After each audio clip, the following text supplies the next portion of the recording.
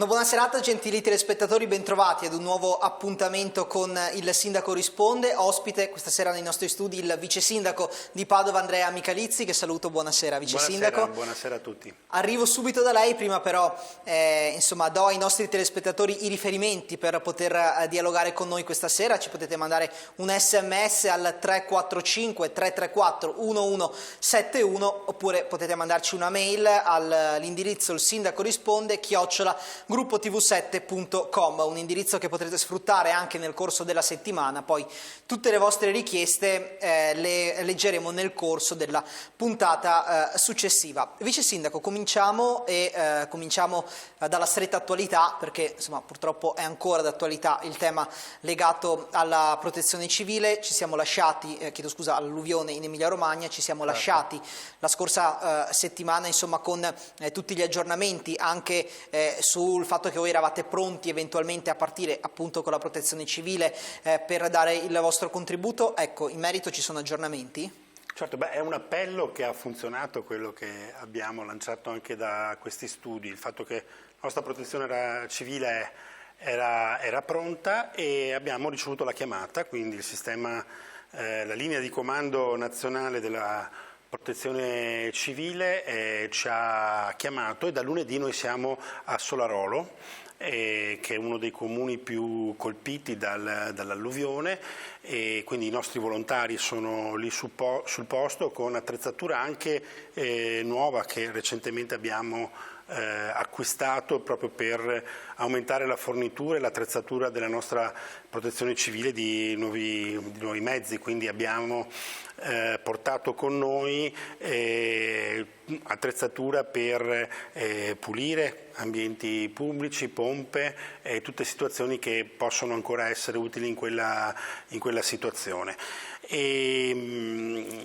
Mi sono sentito con i volontari, insomma la situazione è di grande lavoro, di grande fermento, ma anche di grande reazione insomma, da parte sia della popolazione locale e delle istituzioni locali, ma c'è una grande solidarietà che si sta riversando in Emilia Romagna, che è insomma, una regione a cui tutti quanti siamo affezionati e quindi insomma ecco, il lavoro certamente è tanto. È previsto più o meno il rientro, cioè si sa quando rientreranno i vostri uomini oppure si fermeranno lì a oltranza finché sarà necessario? Noi intanto una settimana stiamo lì, ma siamo a disposizione anche per inviare anche un'altra squadra eventualmente o comunque mantenere la nostra permanenza. Il sistema nazionale prevede una turnazione che serve anche ad avere forze sempre, come dire, fresche e quindi bilanciate a quello che serve, insomma, perché poi la solidarietà qui alle volte supera anche i confini dell'organizzazione e quindi bisogna anche fare attenzione a bilanciare gli aiuti sulla base anche di come è possibile organizzarli. Va detto che chi opera lì, Vigili del Fuoco, vediamo le immagini che sono proprio le loro, ma Protezione Civile, Croce Rossa e quant'altro, è tutto personale che è addestrato per questo tipo di situazioni e quindi sa dove mettere le mani e come utilizzare gli strumenti che hanno a disposizione. Futuro magari più avanti faremo anche proprio un approfondimento sulla protezione civile, perché è un corpo, possiamo chiamarlo così, di cui insomma vediamo l'importanza in queste situazioni di estrema difficoltà. Sono volontari per la maggior parte, quindi insomma danno un contributo importante anche al nostro territorio. Magari più avanti, vice sindaco, faremo magari un approfondimento, certo, proprio sugli uomini e le donne della nostra protezione civile. Tra l'altro voi avete partecipate tuttora a una raccolta fondi per sostenere insomma le popolazioni dell'Emilia Romagna, perché poi insomma anche per così dire il risvolto positivo del nostro paese è che poi si mobilita veramente sempre la macchina della solidarietà, ci fa ovviamente molto piacere. Allora non so se possiamo magari mostrarvi gli estremi per poter contribuire, insomma per poter donare in favore delle popolazioni colpite dall'alluvione in Emilia Romagna, perché appunto anche il Comune di Padova ha voluto partecipare. La vedete, questa è la locandina con tutti tutti i riferimenti che trovate anche sul sito del Comune di Padova, Padova.net, e quindi insomma per chi poi eventualmente volesse segnarsi l'IBAN ed eventualmente donare è possibile farlo. Voi avete deciso, Vice Sindaco, di non aprire un conto vostro, però di contribuire anche voi insomma in una raccolta fondi che era già partita precedentemente. Sì, noi ci siamo appoggiati al conto che ha aperto l'ANCI della Regione Emilia-Romagna, quindi il conto ufficiale, diciamo, dove si raccolgono i fondi. Io voglio ringraziare i padovani per la generosità che sapranno esprimere. Voglio dirlo qui, Padova ha sempre dimostrato in queste situazioni di avere un cuore grandissimo, e quindi in questi giorni sono tante le chiamate, le email di persone che chiedevano come poter dare una mano, come poter dare un contributo. A mio avviso, insomma, il contributo economico ad oggi è quello più utile, perché è convertibile in tutte le forme, diciamo, che nell'immediato serve.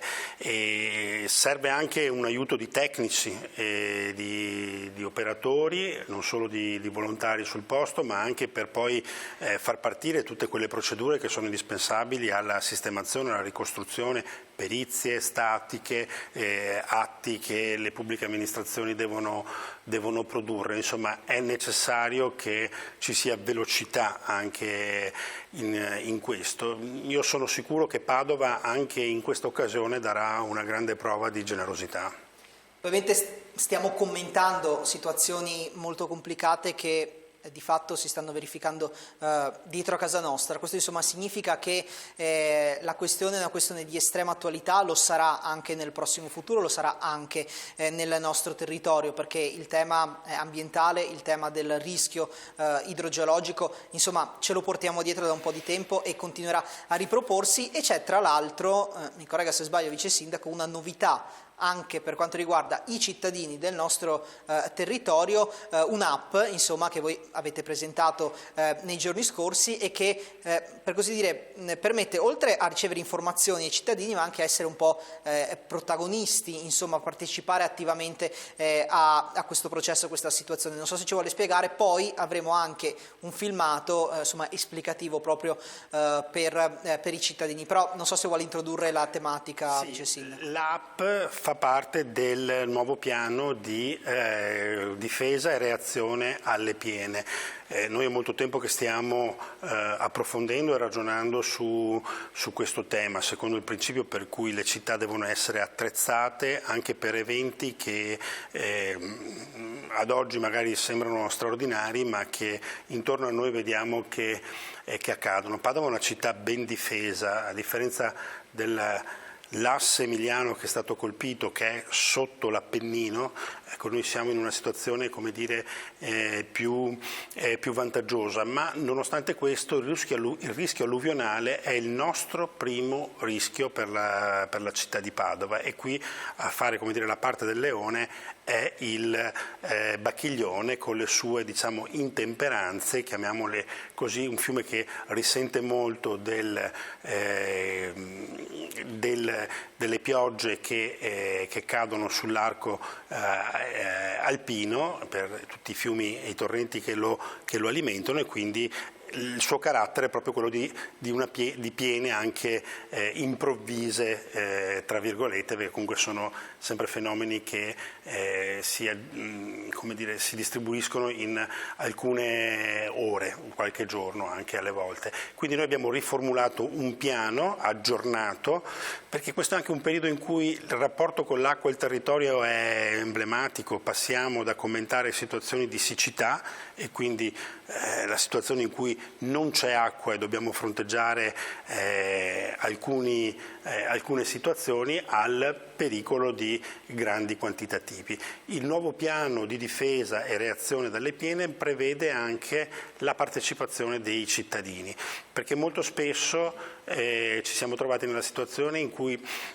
abbiamo voluto informare meglio e più tempestivamente i cittadini, oppure la possibilità che i cittadini, attraverso le loro segnalazioni, chi vive vicino al fiume, può darci informazioni utili. Quindi questa app è uno dei tanti sistemi, forse quello che colpisce di più, ma è quello anche più vicino perché sta nel telefonino che ciascuno di noi ha, e l'app ha un'interfaccia che assomiglia molto ad un'app del meteo, tutti quanti noi ce l'abbiamo. E quindi credo sia una delle app, vice sindaco, più consultate da tutti i cittadini, credo, le app del meteo, perché quotidianamente la apriamo anche diverse volte al giorno. E quindi già culturalmente siamo, come dire, portati a vedere che tempo fa, insomma, ciascuno per le proprie attività personali o per lavoro, insomma, lo guarda quasi quotidianamente.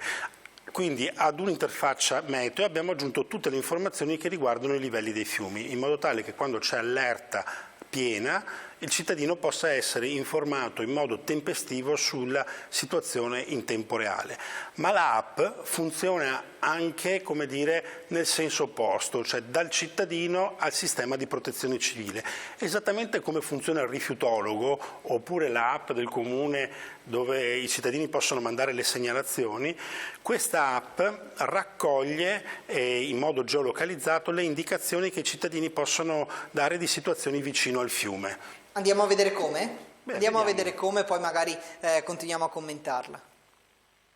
Sai, se vivi nel territorio veneto del Brenta Bacchiglione, esiste un'app che può aiutare te e la tua famiglia in caso di alluvione. Sì, CioApp. L'app dell'Osservatorio dei cittadini sulle piene serve proprio a questo. CioApp è uno strumento con cui prendere confidenza. Scaricala, usala e tienila sempre con te, anche per consultare ogni giorno le previsioni meteo. Con CioApp, per esempio, puoi controllare il livello dei fiumi nella tua zona. Le sue notifiche ti permettono di sapere in anticipo se c'è un rischio di esondazione nel tuo territorio e di organizzarti mettendoti in sicurezza. Con CioApp tutta la comunità del territorio veneto del Brenta Bacchiglione collabora nella raccolta di dati utili per gestire meglio le alluvioni e capire in anticipo cosa potrebbe accadere. Anche tu puoi comunicare con foto e video anomalie che rilevi nel corso d'acqua, come ad esempio un accumulo di rami che impedisce all'acqua di defluire regolarmente, oppure segnalare un sottopassaggio che si sta allagando. Con CioApp puoi anche inviare indicazioni sulle condizioni meteo del luogo in cui ti trovi, anche quando fa bel tempo, o segnalare lo stato della vegetazione sugli argini o sulle sponde del corso d'acqua. Ma ricorda, sii sempre molto prudente e attento, non sottovalutare i pericoli e non ti avvicinare per nessun motivo alle sponde o agli argini. Il tuo contributo è essenziale. Osserva, segnala e proteggi il territorio veneto del Brenta Bacchiglione con CioApp per la sicurezza tua e degli altri. Un modo, vice sindaco, per rendere i cittadini più consapevoli anche di ciò che succede intorno a loro e anche, insomma, si può in qualche modo dire di migliorare il loro rapporto con il loro territorio, perché anche avere le antenne dritte da questo punto di vista credo sia fondamentale. Ma io credo molto nella collaborazione e noi dobbiamo fare un investimento in comunicazione e in creazione, la dico così, di una cultura, diciamo, della salvaguardia del territorio. Oggi i cittadini, in modo particolare i padovani, sono sensibili alle tematiche ambientali, al nostro rapporto con la terra, l'acqua, l'ambiente, il verde e quindi tutta una serie di informazioni che un cittadino può dare, in questo modo entrano immediatamente e in modo geolocalizzato nel sistema di protezione civile. Poi sarà questo a verificare se l'informazione è un'informazione utile nella gestione dell'emergenza e magari a prevenire anche una situazione di difficoltà. L'esempio che fa lo spot pubblicitario dei rami incagliati o di un sottopasso allagato, insomma sono situazioni importanti. Se c'è una persona lì che te lo segnala, magari ce ne accorgiamo molte ore prima rispetto al passaggio di una vettura della polizia locale o di qualsiasi altro ente, diciamo, di controllo. E questo può darci un vantaggio importante nella gestione dell'emergenza. Ci prendiamo una breve pausa.